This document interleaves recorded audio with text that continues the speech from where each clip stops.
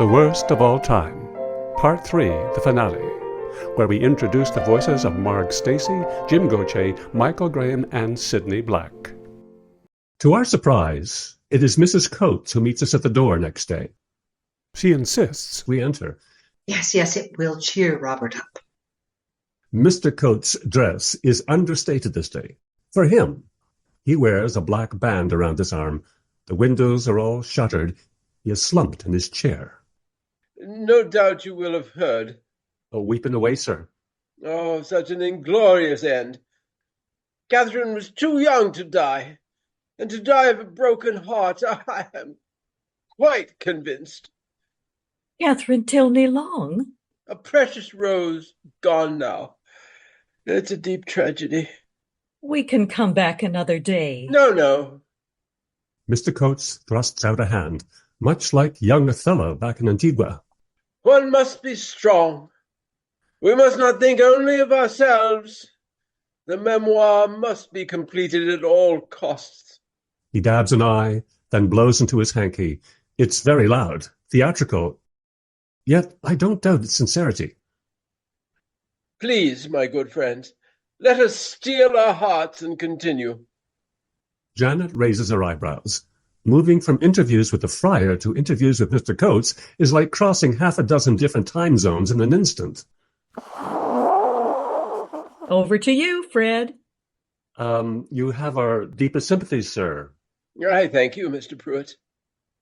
With your permission, could we revisit the year 1813? Certainly, Mr. Pruitt. Do you remember the play At Home? Indeed I do, sir. Mr. Matthews' play. What did you think of it? Mr. Coates brightens and rises from his slump. I remember I had a very good box seat. As for the play itself, it was quite amusing and well attended. The debut, certainly. What do you remember about the play, specifically? Well, Charles Matthews was a notorious comic in his time. So, needless to say, the play was quite amusing. And the plot? Let me see. It was some years ago now. There's this Captain Dash and his paramour, Emily, I believe was the name. And there was a rival lover, of course, whose name I can't recall. In any case, Captain Dash is invited one and all to his place for an evening of amateur theatre, and among the guests is a certain... Romeo Rantel? Exactly, sir. You've seen the play? I know of it. Portrayed by Charles Matthews, of course. Extraordinary mimic. Did I already mention this? It is said, Mr. Coates, that the Romeo Rantel character was meant to be a parody of you. Oh, it quite likely was, Mr. Pruitt. I look for a facial twitch, some hint of annoyance, but there's nothing. The audience seemed to enjoy the play immensely. And the Romeo Rantel character, he was costumed in a manner very similar to you? Not as fine, of course, no real diamonds, but a reasonable facsimile, all in all. And his speech, his idioms? They resembled mine passably well. Yet you took no offense. Of course not, Mr. Pruitt. You have heard the expression, imitation is a kind of artless flattery. It was a case in point. There is more I might bring to the table, but think better of it. For example, how Charles Matthews stretched out his dying scene, which R.C. was famous for, and how, as he lay dying, he would thrust his leg outward toward the audience so all could have a good view of his diamond-studded shoe buckle. At one point in the performance, Mr. Matthews notices me sitting in my box, right at stage level. What a moment it is. He stops what he is doing and walks over and greets me, takes my hand. Very gentlemanly of him. And what do you do? Why, shake his hand back, of course, and then I stand and bow. The crowd goes mad. So you're not at all bothered by this experience? Not at all, sir. Even though the following day many papers come to your defense. One publication calling the play a malignant satire. Another writes, At Home is despicable. It is despicable on the stage, despicable in writing, despicable in conception, and despicable in principle. Well, it did have a relatively short run. Next day is crazy. When we do finally make it to London, the sun is already sinking, and Mr. and Mrs. Coates are just stepping out. Ah, Mr. Pruitt, we'd assumed you were unavoidably detained. Mr. Coates sports a walking stick this day. It's very fancy and has, no surprise, diamonds embedded around its knob. As we watch other pedestrians pass, it becomes clear, however, that R.C.'s choice of clothes is, at best, passé. What was high fashion 10 years before seems no longer to be the case. Emma whispers to her husband, who nods several times with increasing enthusiasm. Excellent idea, my dear. Yes, of course. Mr. Coates pauses, takes a deep breath, then chooses from what I guess to be a large catalogue of dramatic poses. Mr. Pruitt, ladies, would you do us the honor of accompanying us to Harrington House this evening? Viscount Petersham's place. That sounds wonderful, Mr. Coates, but we don't wish to. Oh, stuff and nonsense, sir. And it is high time you met some of my good friends, who, no doubt, deserve a place of honor in my memoir. 'Twill be a corky evening, I promise you. Only playwrights, actors, and musicians permitted. And, how do you call yourselves again? Filmmakers. And filmmakers. The arts will shine, sir. And then, too, there is Dr. Kitchener, who will dazzle you with his cuisine. Dr. Kitchener. A king in the kitchen, if you take my meaning. Wait until you taste his wow-wow sauce, sir. It is exceptional. Of course, that settles it. The lure of wow-wow sauce alone. We arrive by carriage at dusk. Harrington House is large, and as R.C. warned us, its interior is painted brown. Only brown, so that even with a multitude of candles and lanterns on shelves, it is very dark inside. Well, we can fix a lot in post-processing. We are presented as foreign curiosities from America, possessors of odd contraptions that can record image and voice with miraculous fidelity, as R.C. describes it. They will show you all that later, R.C. promises. But first, the introductions. Viscount Petersham, who everyone is calling Charles, is much as we had been led to believe, eccentric, mild-mannered, and kind. He greets us with a shy, bowed head and slight lisp. His handshake is on the limpy side, and he often finds it difficult to look us in the eye. Nevertheless, he is eager to give us a tour, focusing especially on his collection of snuff boxes. Mr. Coates is quick to admire the box's artistry. You are most kind, Robert. Yes, it is a nice spring box, but it would not do for summer wear, of course. No, of course. We are each offered a pinch of our own, but only Mr. Coates partakes. What is it with Mr. Coates and the Viscount? What do you mean? They're pretty chummy, don't you think? What are you implying? Don't forget what century we're in. And don't forget who we're talking about. It's all about connection. Linda and I are obviously too stupid to understand, so Janet continues. It's all about getting close to the king, rubbing shoulders with royalty, the ultimate aim of any Regency gentleman. The king?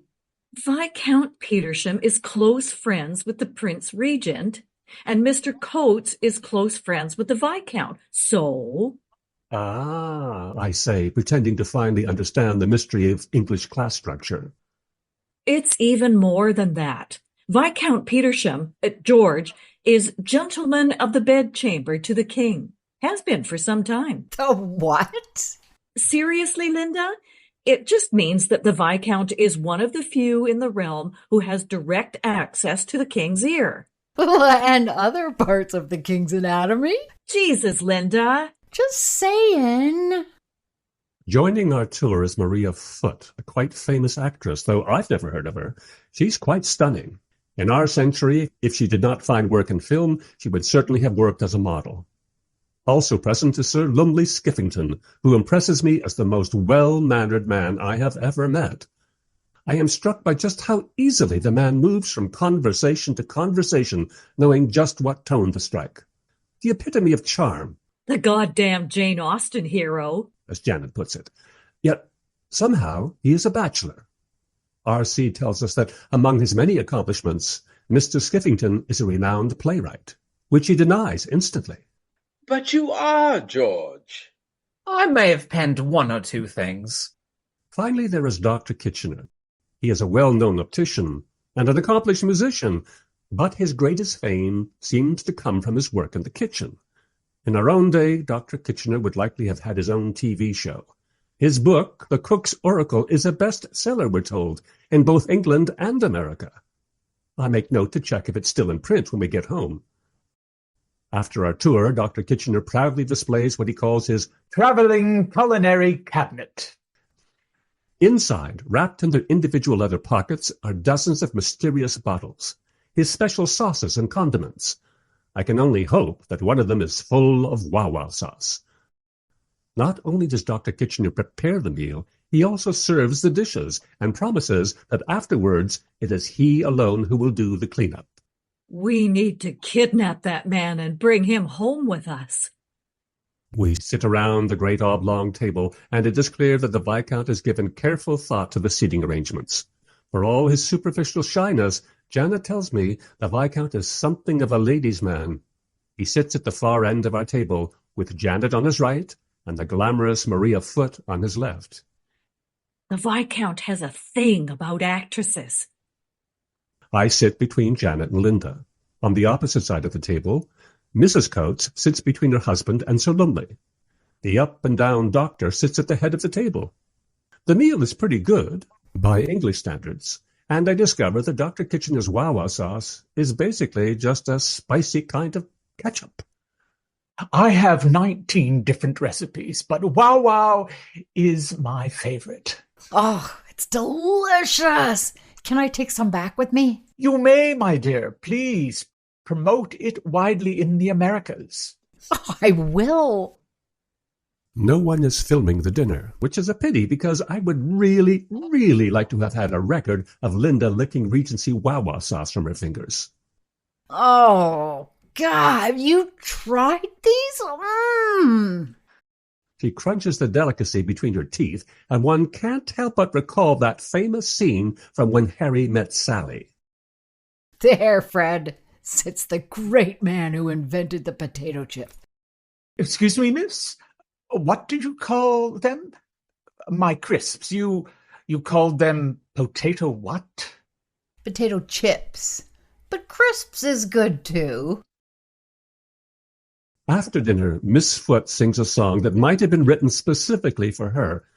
I can't help but notice how intently the Viscount watches her. The doctor accompanies her on the pianoforte. When young and thoughtless Laura said, "No one shall win my heart," but little dreamt the simple maid of love's delusive art.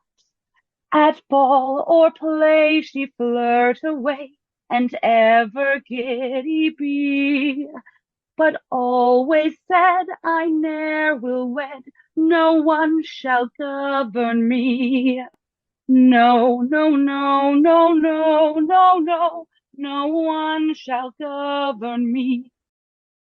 And now, let us prevail upon Mr. Coates. We're all dying to hear something from, what shall it be, ladies and gentlemen? The fair penitent? Mr. Coates needs no persuading. And may I prevail upon another to lead me into the death scene? You, Mr. Pruitt, you have trod the boards before, sir. You have confessed as much. But I don't know the play.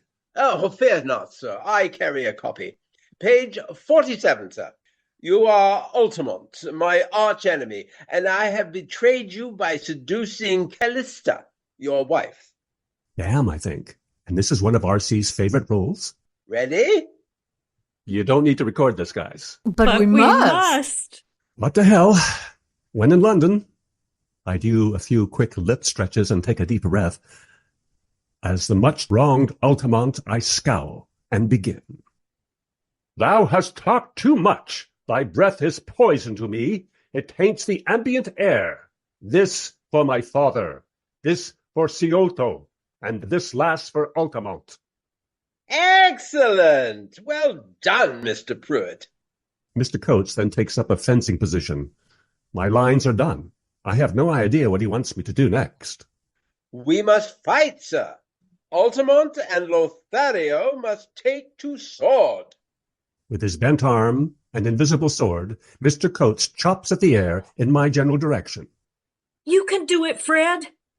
I slice the air in the general direction of Mr. Coates, who yells suddenly, as if I have mortally wounded him.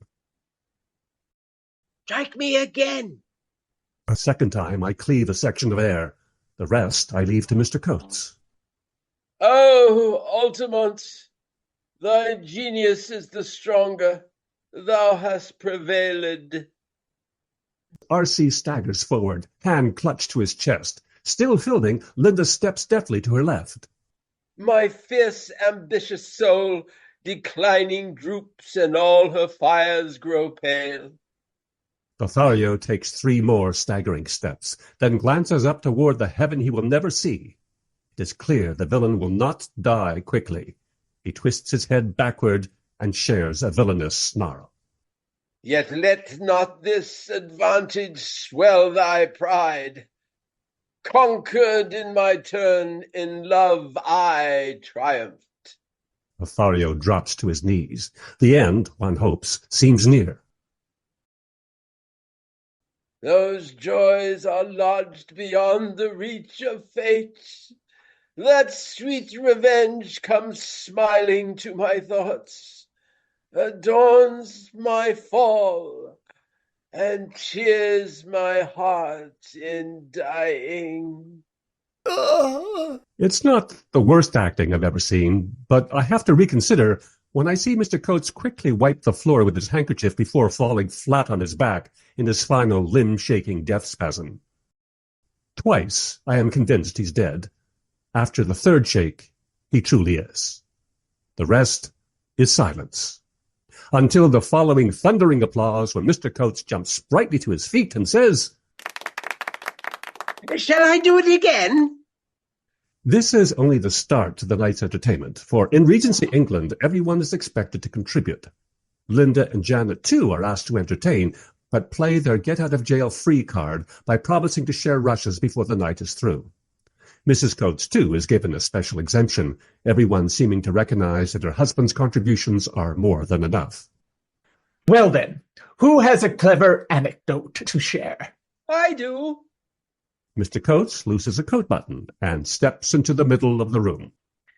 At a West End club, certain gentlemen were disturbed from their game by a young waif beseeching them for a pinch of salt.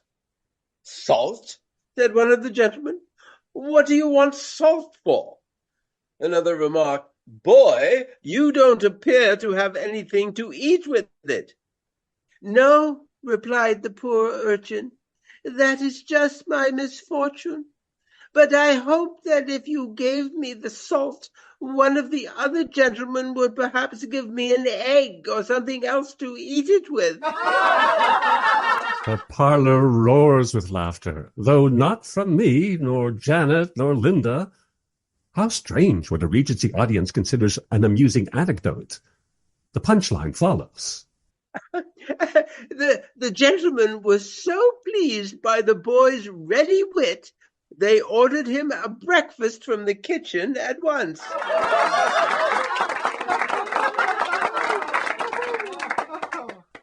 Shortly after, Viscount Petersham's guests gather around the dinner table to look at the evening's rushes.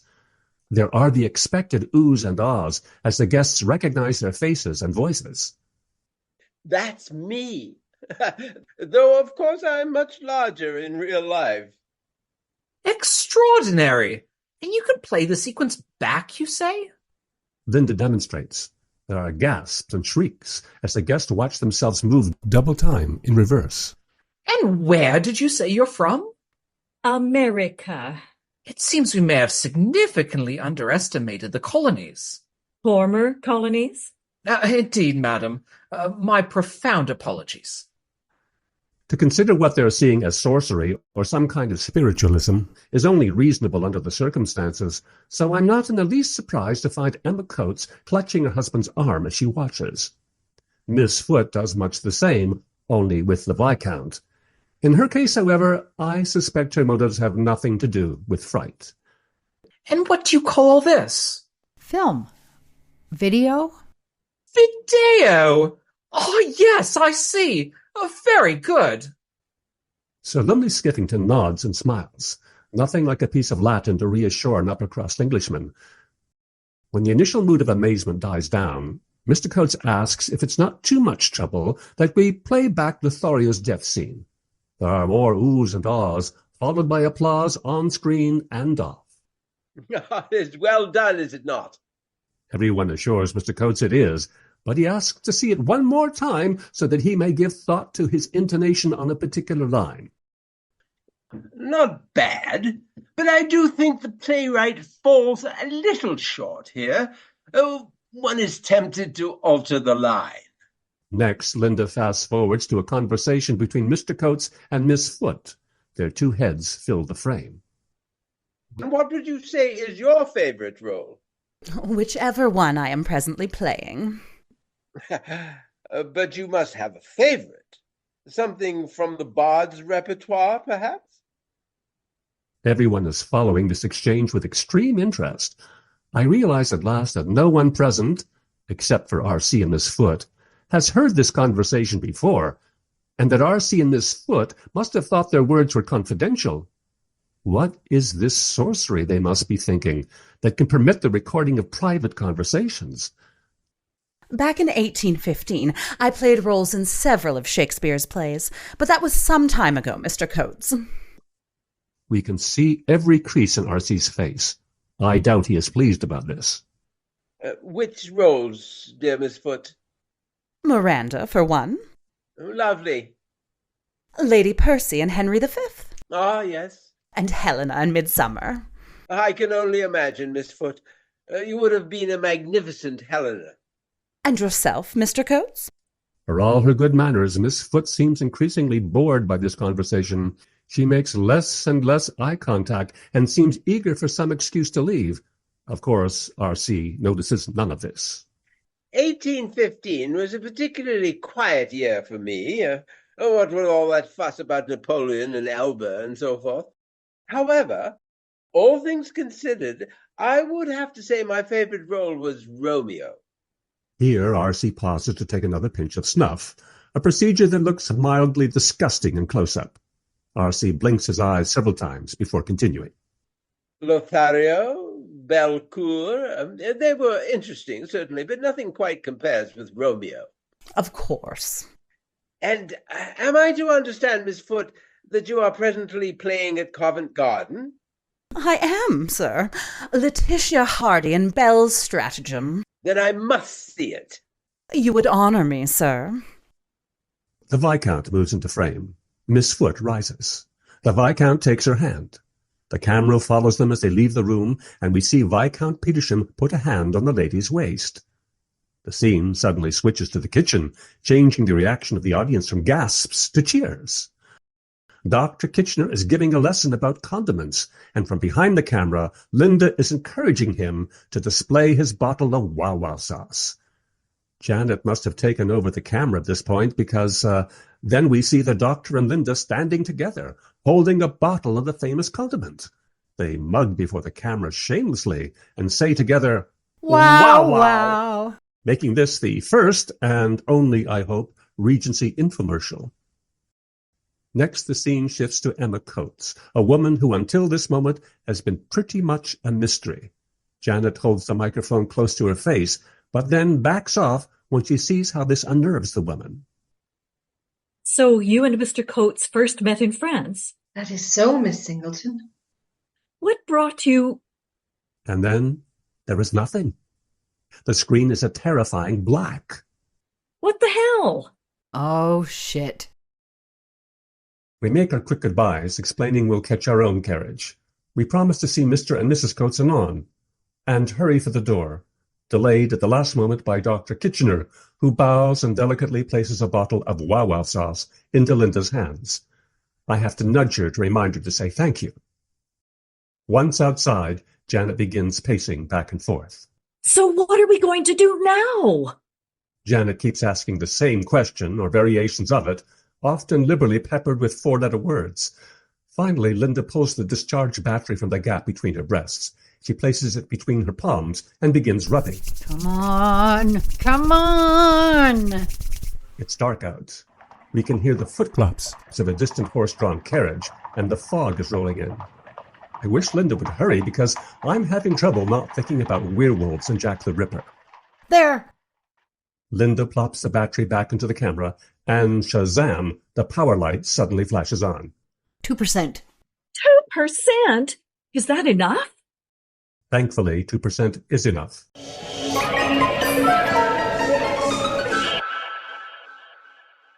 Back in her Toronto bedroom at 3 a.m., Janet is still upset.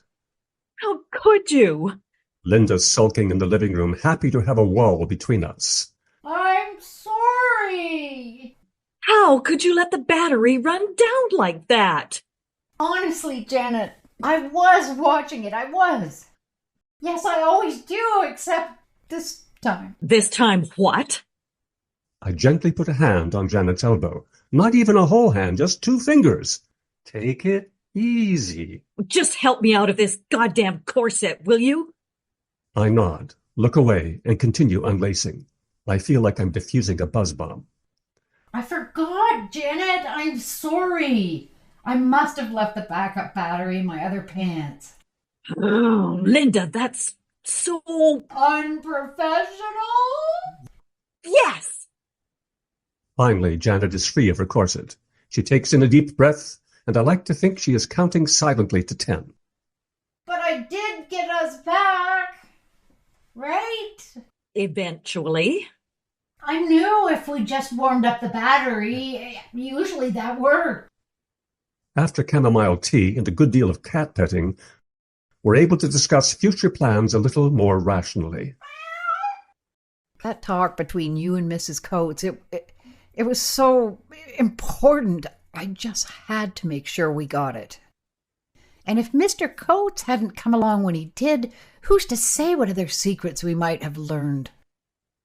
There are nods all round. I feel we are close to getting all the material we need, but we're not quite there yet. Well, I do apologize about the rushes, but they were all so keen and, well, you should have seen the look on Sir Lumley's face. Not to mention Dr. Kitchener. Who are you talking about? Oh, come on, Linda. Even Fred noticed. Not true, but I nod nonetheless. He was completely gaga over you. Or should I say, wow? Not in a million years. We all laugh. Then Janet rises suddenly. Enough with this stupid chamomile. I'm going for the Chardonnay. Drinks are poured. Even I take a glass this time. So the question is, do we dare go back? We have to go back. You're not concerned about the camera? Camera's fine, except for being stuck on 1825, and I'm recharging the battery as we speak. And this time, I'll be in charge of the backup battery. Fair enough. And besides, who's to say that my boobs aren't warmer than yours? Obviously, I make no comment whatsoever. You're absolutely sure the battery is 100% charged? Absolutely. Okay, so we've got our plan straight, right? Because this might be our last time. Last time for this goddamn corset, I hope. I can understand why a corset might be uncomfortable. I really can, but at least women don't have to wear these ridiculous poofy pantaloons. Everyone ready? Linda nods, but nothing happens. Is there a problem? I'm waiting for the word, Fred. What word? The word. You know. Oh, for God's sake, Linda. Energize!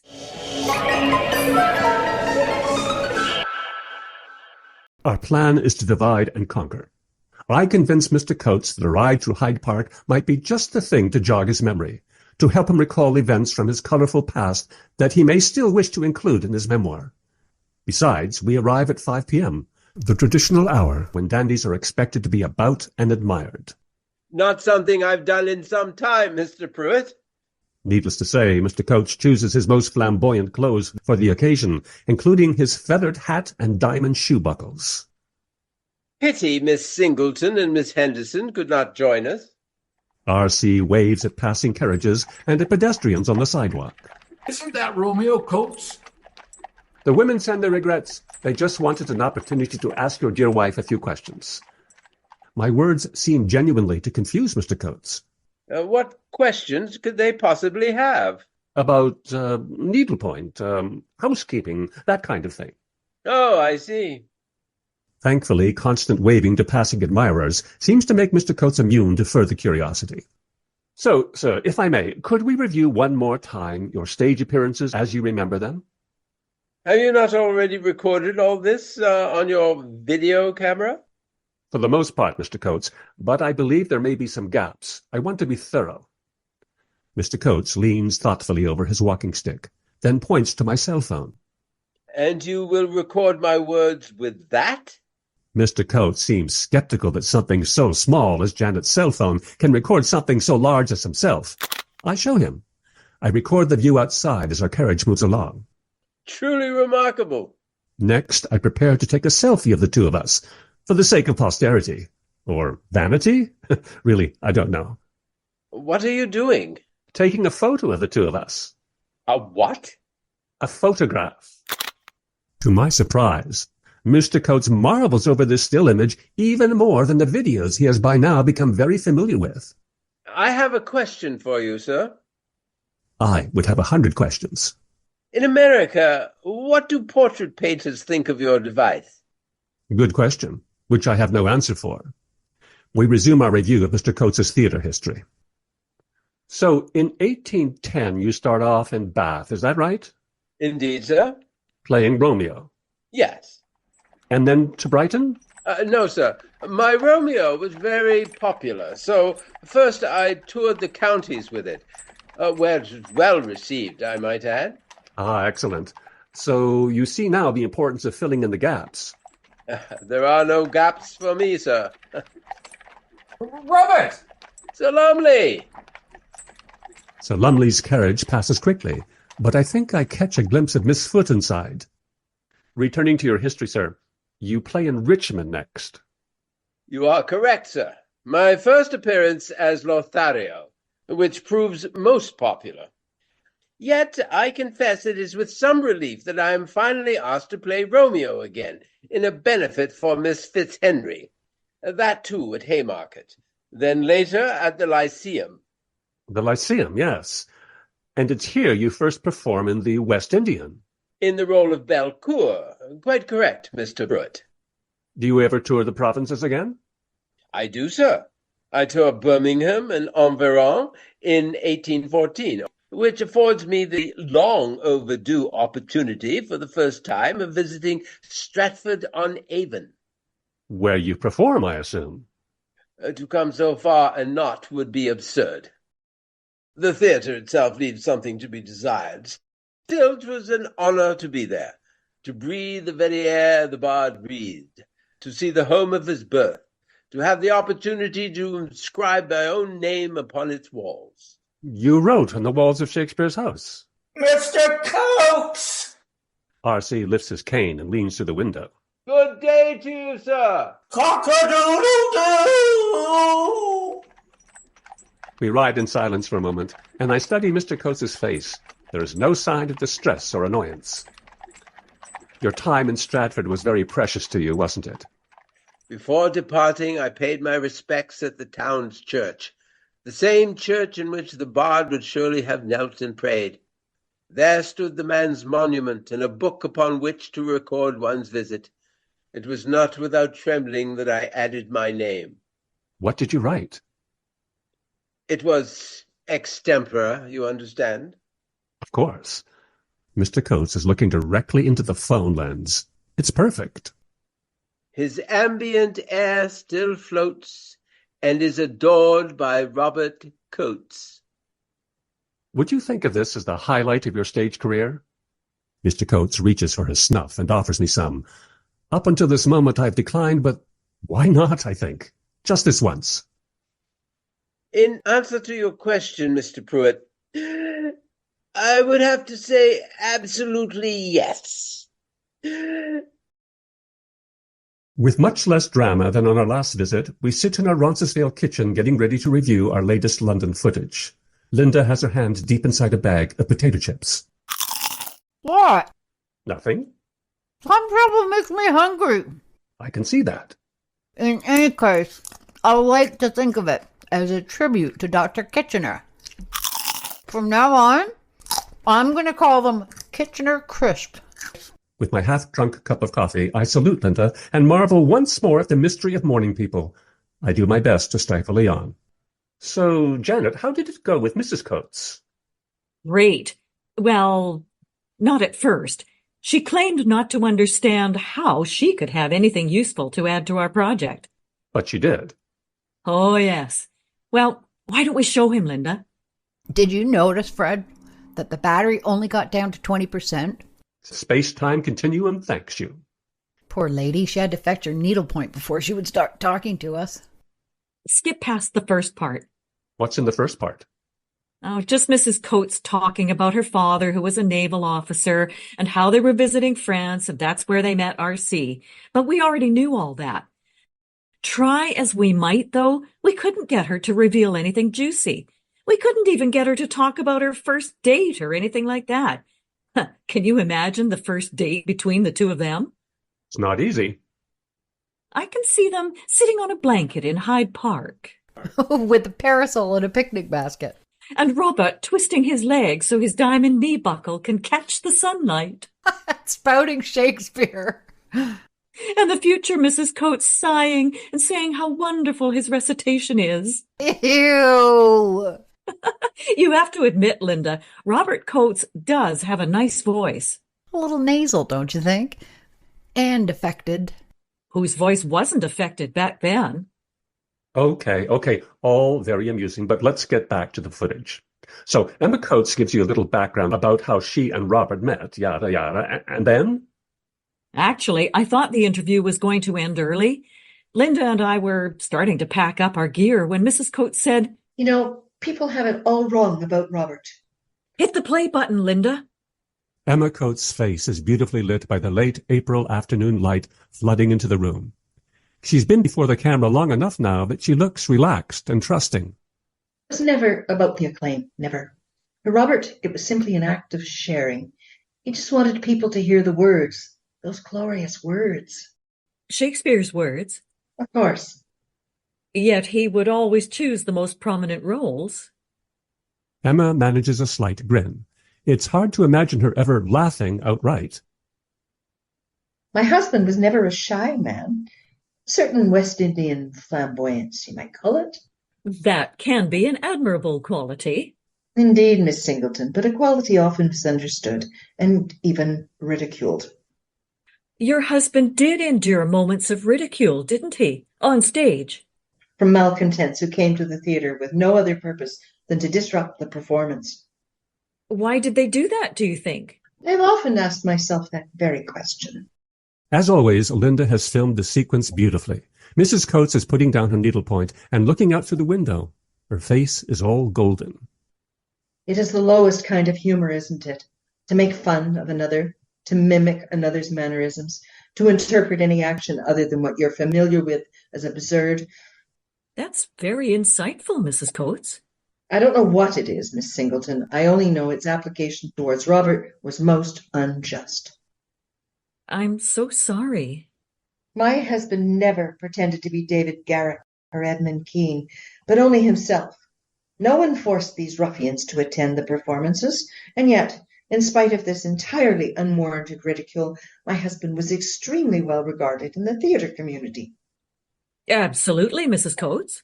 By Mr. John Williams, for one, a noted drama critic who was not averse to writing very negative reviews of London actors, but never of Robert.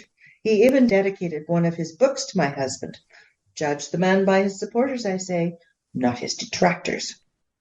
Didn't the Prince Regent once come to see Robert perform? Indeed, Miss Singleton, and ambassadors and barons, notables of every stripe. How theatre managers could ever allow entry to the malcontents as well is quite beyond my understanding. Always so much easier to tear down than to build up. Was there some question, Mrs. Coates, of your husband unfairly profiting from these performances? Oh, this is not my question, you understand, but... Never, Miss Singleton, not once. When Robert came to Bath, he financed his performances entirely out of pocket. Robert paid for everything, including the cost of most of the tickets. Such an arrangement must have been very lucrative for Mr. Diamond. And for many a theatre manager afterwards. With the exception of private performances among friends, every production in which Robert took part was for the financial benefit of someone else. Every production? Once for Mr. Sims in Haymarket, the Lady Parade, Miss Fitzhenry, Mr. Eyre, Mrs. Bury, well, I cannot remember them all, and in many cases for widows who wished to remain anonymous. And Mr. Coates never benefited directly? Never. There was a pause in the recording, but I can hear the rustle of paper, and I imagine Janet flipping through her notes. What about that incident at the Lyceum, when someone in the audience questioned Robert's philanthropy? In a very dramatic gesture, for her at least, Emma Coates pushes her needlepoint to a nearby table and glares into the camera. My husband is a very busy man, you understand. So often it would be to Mrs. Lyle that petitions were made for my husband to agree to stage a benefit for someone in need. In this case, however, Mrs. Lyle tells Mrs. Bury that Mr. Coates requires first a deposit of £20, then another £20 after the performance, which money, of course, the aforementioned landlady keeps for herself. Oh, I see. Naturally, Mrs. Lyle is forced to make a full public confession, but still, the affront to poor Robert's reputation is so great that it is several months before he feels he can return to the stage. That's awful. Did your husband accept every request to do benefits? That would be humanly impossible, Miss Singleton. Some requests, of course, were entirely unreasonable. One need look no further than Euphemia Boswell. Related to the famous biographer, James Boswell? His daughter, yes, and quite mad. Moreover, she had only to ask her own brother, who was quite affluent, to come to her aid, but instead she asked Robert. Janet was right. This is juicy stuff. Way to go, Emma. And soon after, there's that business in the Barbados. Suddenly everyone wants to sell off their sugar plantations. You mean the slave revolt? As you can well imagine, that led to discontent throughout the West Indies, including Antigua. I'm curious to see where Janet will go with this questioning. The two women's sensibilities are separated by centuries. But didn't the slaves have good reason to revolt, or at least to demand better working conditions? That is not for me to say, Miss Singleton. I only know that the West Indian troubles had grave consequences for Robert, and many a landowner like him. Mrs. Coates again puts down her needlepoint. Eventually, circumstances became so dire that Robert was forced to move across the channel. To escape creditors? I believe they call it restructuring, Miss Singleton. The problem was, and to some extent remains, Robert is generous to a fault. Suddenly, Janet changes gears. I can tell she is going off script. Mrs. Coates, you did not actually meet Robert, what was it, until 1819 or so? By which time he was in France and had effectively retired from acting. Did you ever actually see Robert perform on stage? At Haymarket or the Lyceum or anywhere in London? Regrettably not. But Robert has told me all about it in considerable detail. And sometimes... Sometimes what, Mrs. Coates? Well, Robert has a prodigious memory, and sometimes he will perform privately. Just for you? Yes. Reprising some of his famous roles? Just so, Miss Singleton. Such as Romeo? On occasion, yes. Here's another delicious pause.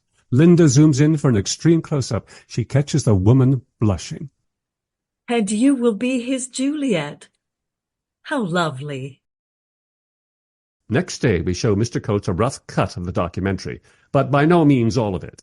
It starts with Mr. Coates's book dedication, which we scroll up the screen like the start of a Star Wars movie. Most illustrious Baron Ferdinand Jérôme, as you are a distinguished patron of the theatre, a leader in fashion, a defender of justice and fair play, nor any stranger yourself in the service of the muses. And so on, though none of this takes place in a galaxy far, far away. This is far from the final edit and meant for R.C.'s eyes only, and frankly, there's not much chance this dedication will make the final cut. These are what you call your credits, Mr. Pruitt? Not exactly, sir, but certainly this is the place in the documentary where we would put your dedication, yes. After the credits/dedication, the film is mostly chronological, though not always, and we're careful to leave out some footage. For example, our time in Antigua, and our visit to Friar Ferdinand, and certainly our final interview with Mrs. Coates. After all, there's no need to make the man's head explode. I was not aware I sounded like that. Everyone thinks their voice sounds different on film. But that is how I truly sound. And I look rather stricken in years as well. Had you caught me 10 years earlier, Miss Henderson, I would have cut a much finer figure. Oh, no, Mr. Coates, you look great. And your wardrobe. We've never seen anything like it. Well, there is that, isn't there? Mr. Coates walks towards the window and pushes back a curtain. Light from a lowering sun streams in. Songbirds flit on the branches of a nearby sycamore, and a carriage is just rolling by. Inside it are a gentleman and young lady. The lady laughs. The songbird answers. It is a scene to melt the heart of even the most hardened narcissist. You start the documentary at the point where we first meet, do you not? Which is natural enough. But then you jump forward a few days, and then back, and then several days forward again, and then to our dinner with the Viscount, and finally our ride in the carriage. And yet it all seems one, as if it were recorded in one day. But the light is different from scene to scene. I never thought about that. How very clever. Clever? The way your documentary cuts and pastes and jumps from time to time. In a way, you might say we're time travelers. What an extraordinary notion. Something that would interest Mr. Davy, no doubt. Whatever it is, I approve. I beg your pardon? You may go forward with publication. Janet, Linda, myself, we all look at each other wide-eyed, as if we've just been granted a royal honor we didn't know existed. What did you call it, Mr. Pruitt? A slice of life? Yes, a fair and representative slice of Robert Coates's life. And it will be published in both England and America? That is my hope, sir. Maybe in other countries as well. Oh, very good. No one seems to know what to say next. Somebody should be formulating an elegant way to say goodbye. Mr. Coates, we're pretty much finished here, but if you have any last-minute thoughts, any anecdote, anything you'd like to add? But soft. What the hell? What now? What light through yonder window breaks? Mr. Coates chuckles and points to an open window. It is the east, and Juliet is the sun. My God, Romeo Coates is having one last fling. Act 2, Scene 2, one of my favorites. They're all my favorites, really. Start filming, Linda. A most memorable scene, Mr. Coates. Arise, fair sun, and kill the envious moon, who is already sick and pale with grief that thou her maid are far more fair than she. We've heard R.C. recite before, but this is different. Less affected, less histrionic, more filled with real and immediate melancholy. Almost modern. Janet speaks again. No, more than that, she catches me completely off guard. Oh, Romeo, Romeo, wherefore art thou Romeo? Deny thy father, and refuse thy name. Or, if thou wilt not, be but sworn my love, and I'll no longer be a Capulet. Oh, 'tis most well rendered, Miss Henderson. Do you know more? Are you getting this, Linda? Oh, yes. Janet puts a hand on Romeo's shoulder. Tenderly. Convincingly. Is there nothing this woman isn't good at? 'Tis almost morning. I would have thee gone, and yet no further than a wanton's bird, who lets it hop a little from her hand, like a poor prisoner in his twisted gyves, and with a silk thread plucks it back again, so loving jealous of his liberty. Forgetting the quality of the acting or interpretation, which is of no consequence here at all, what I see before me is a man totally in the moment, and it is a thing of wonder. I would I were that bird. Sweet, so would I, yet I should kill thee with much cherishing. I don't know how to describe the silence in the room.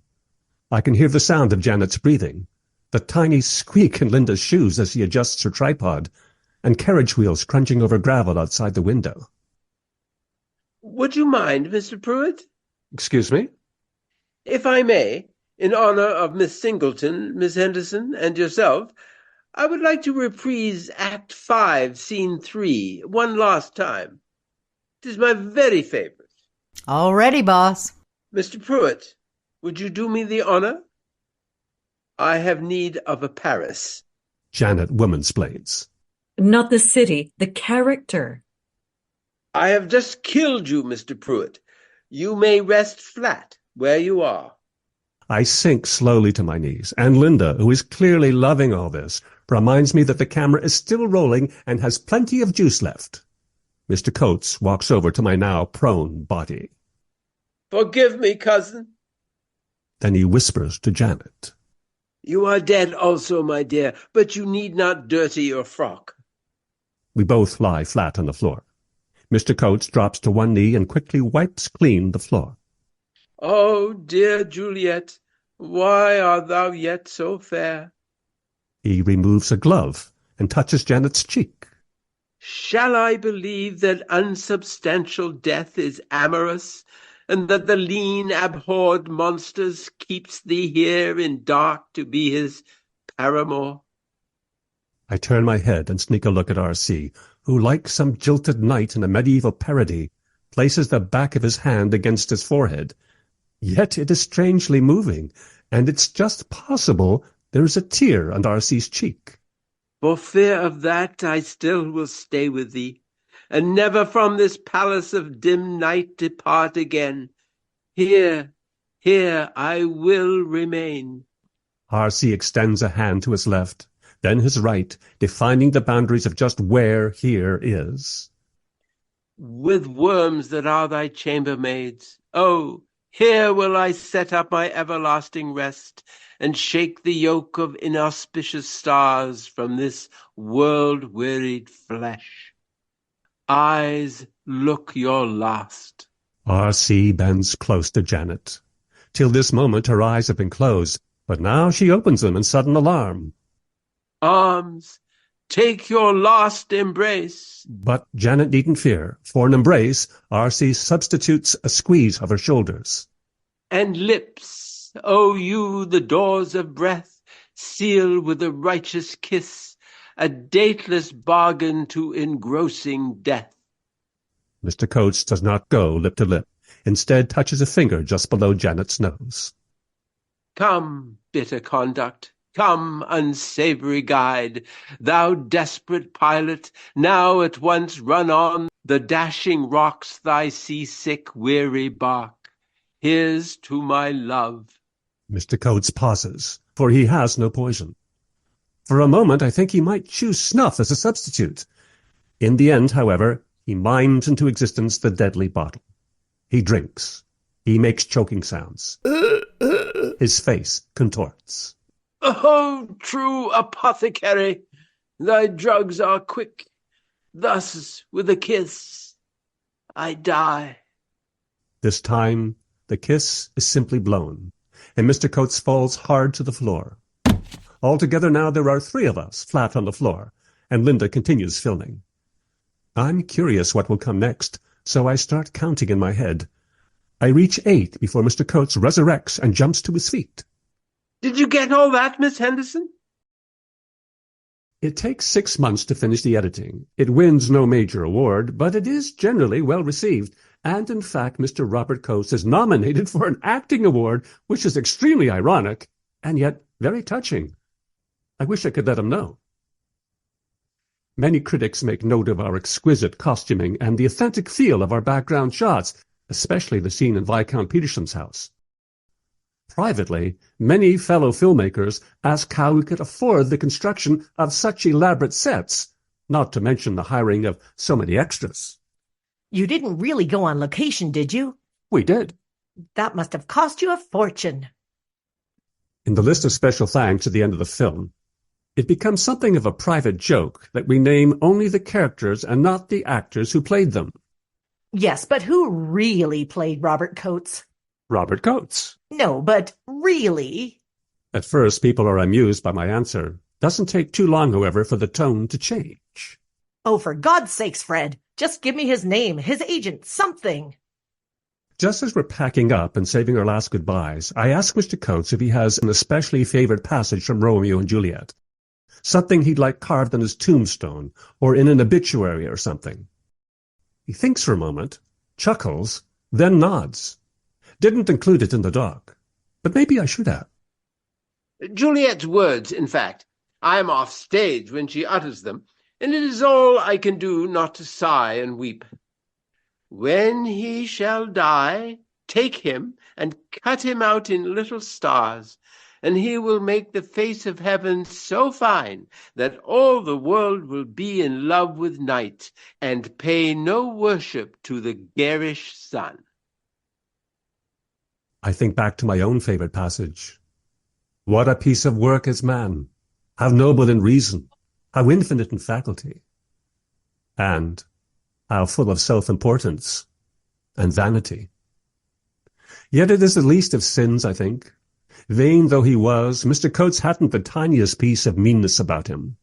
And I, for one, would have no objection if his diamond buttons should ascend to the heavens to become sparkling stars, and that we should have to amend our list of constellations to include one called Robert's curricle.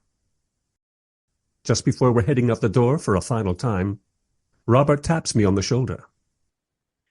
We have met before, haven't we, Mr. Pruitt? Before London, I mean. Yet I can't quite place the where or when. It's been a great pleasure, sir. I smile and shake the man's hand, both my hands covering his. Before I can say anything more, Linda calls out. Fred, I've got the date function unstuck. Want to do John Lennon next? What about Elvis, then? Shakespeare. You have been listening to The Worst of All Time, the true story of Regency actor Robert Coates, produced and written by Brian Dion, and performed by a great, generous gaggle of Brian's actor friends.